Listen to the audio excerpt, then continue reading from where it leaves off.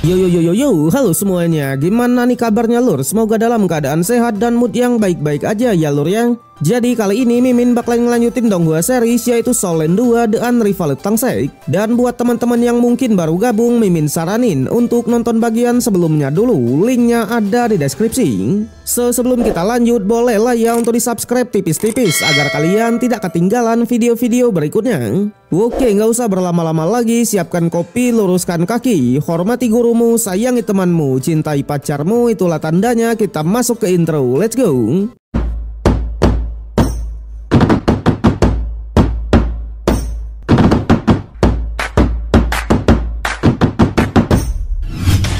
Cerita berlanjut di mana setelah mengalahkan Kekaisaran Ryu di babak grup turnamen antar benua kemarin, keesokan harinya dipimpin oleh wasit yang netral, putaran kedua pun seketika langsung dimulai, di mana sekte Tang akan bertemu dengan sekte yang cukuplah misterius yaitu sekte Mingyu. Di sana terlihat semua anggota dari sekte Mingyu ini memiliki perawakan seperti master roh jahat yang layaknya sebuah vampir. Tapi meskipun begitu, Nanan pribadi tak merasakan adanya nafas yang jahat. Sama halnya dengan Master Zhongli, ia pun bilang kalau semua anggota dari sekte Mingyu ini benar-benar sangat menarik. Bahkan mereka mungkin bisa membantunya untuk mencapai apa yang ia inginkan. Berbeda dengan Wang Dong, karena ialah yang akan turun pertama di pertandingan duel, tak peduli siapapun musuhnya, ia pasti akan mengalahkannya. Yang pada akhirnya Wang Dong pun akan berduel dengan seorang pria yang bernama Yao Chen. Di sanalah melihat musuh yang langsung gerak agresif, Wang Dong pun juga tak mau kalah dan langsung menunjukkan teknik demi tekniknya. Bahkan untuk pertama kalinya, Wang Dong pun akhirnya mengeluarkan teknik keempatnya yang disebut sebagai formasi bintang 6 cahaya. Jadi formasinya ini selain bisa menekan lawan dalam sekejap, juga bisa menghabiskan kekuatan roh dari musuhnya. Yang ternyata ini bukanlah teknik dari roh kupu-kupunya, melainkan adalah teknik dari roh pelindung terkuat yaitu Palu Hautian. Di sana divisualisasikan seperti combo dengan ayahnya, Wang Dong pun bisa dengan mudah mensecure kemenangan pertama. Dengan ini ketika Palu Hautian turun tangan, sudah pasti akan mendapatkan kemenangan, nih kan? Sontak Master Zhongli yang melihatnya benar-benar sangatlah kaget karena faktanya Wang Dong juga adalah pemilik roh yang ganda. Di sanalah kakek Jing pun menceritakan pada saat turnamen di season kemarin, Palu Wang Dong ini memang sempat menggetarkan seluruh arena. Alhasil Master Zhongli pun seketika teringat dengan seseorang karena nyatanya Wang Dong ini selain berasal dari sekte Tang dan memiliki Palu Hautian, ia juga adalah pemilik roh pelindung yang ganda.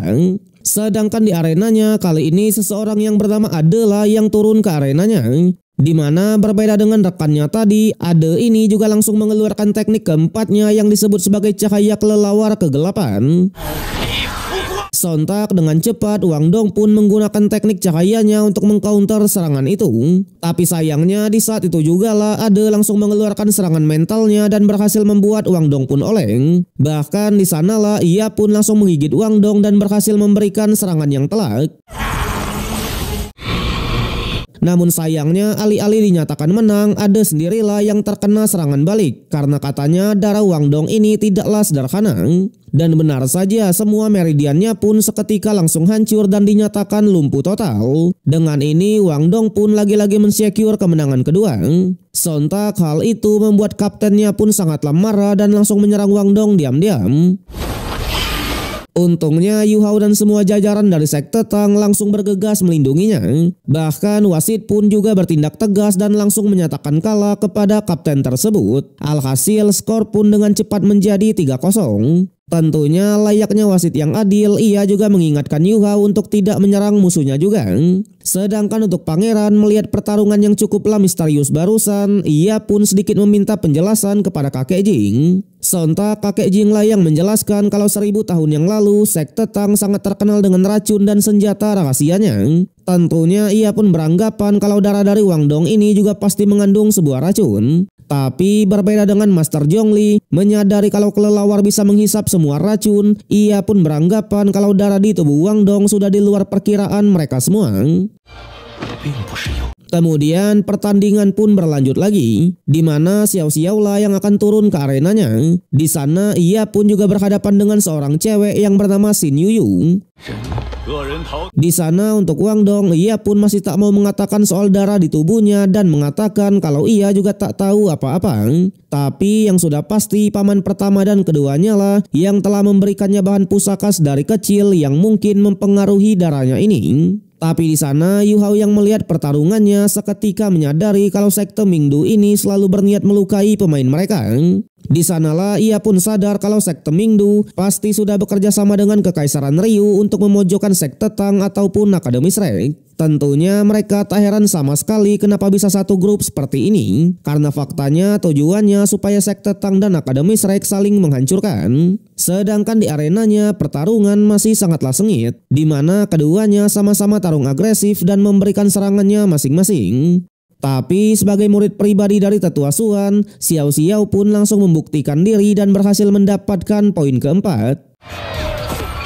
Kemudian sekte Mingdu pun akhirnya mengeluarkan kartu asnya yang bernama Subing, di mana ia sudah memiliki 6 cincin roh atau digelar kaisar.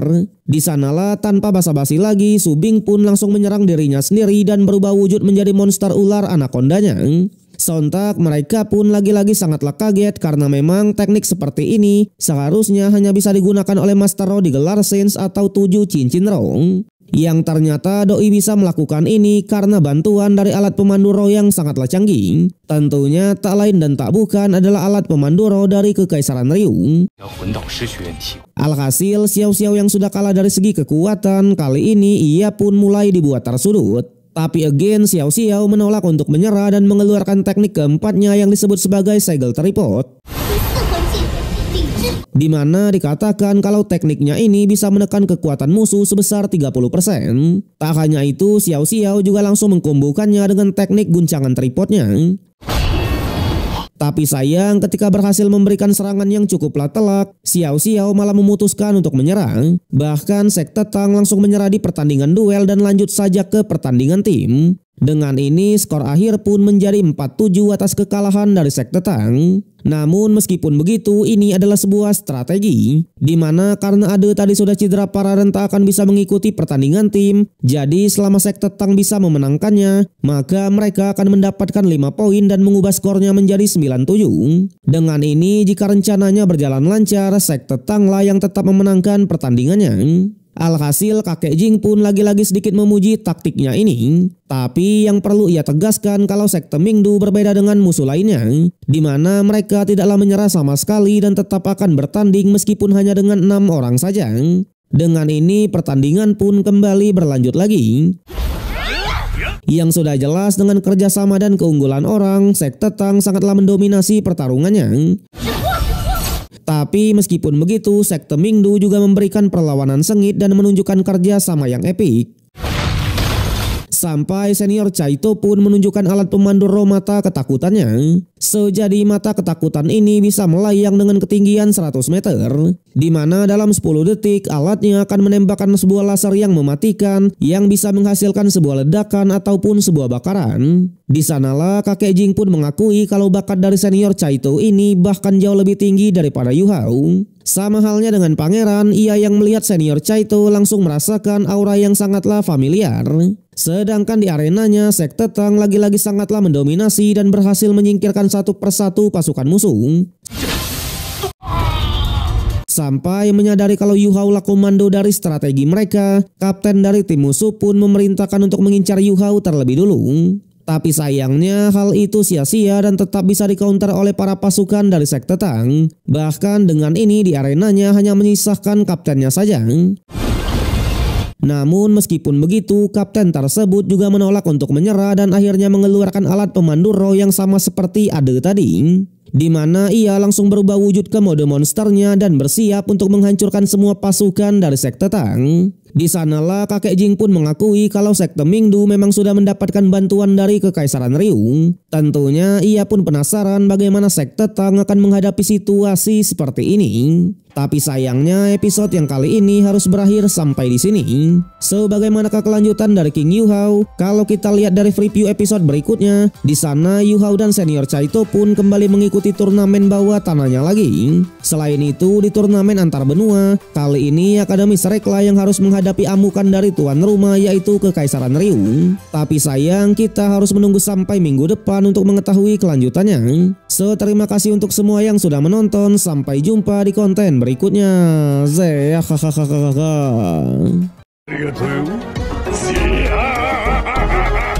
Arigatou.